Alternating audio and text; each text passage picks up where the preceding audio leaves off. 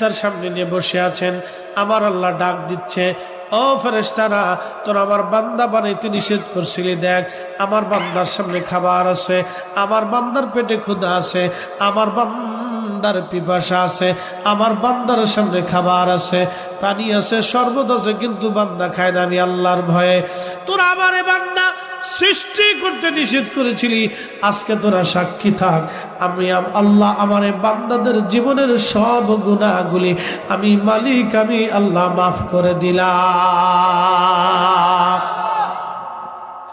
এখন প্রশ্ন, ইফতার কি একা করবেন না আরো 10 জন নিয়ে করবেন? আরো 10 জন নিয়ে করবেন। বলে হুজুর কারণটা কি? আল্লাহ নবী বলেন, সাহাবীরা রে তুমি একা ইফতার করিও না, যদি সম্ভব হয় তোমার রোজাদার ভাইকে একটা খেজুর দিয়ে হলে ইফতার করাও। সাহাবী বললেন, ইয়া রাসূলুল্লাহ, খেজুর দেওয়ার মতো অর্থ আমাদের নাই। এমনও সাহাবী আছে যার কাছে কোনো খেজুর নাই দেওয়ার মতো। আল্লাহ নবী বলেন, যদি তা না পারো অন্তত 1 পেলা দুধ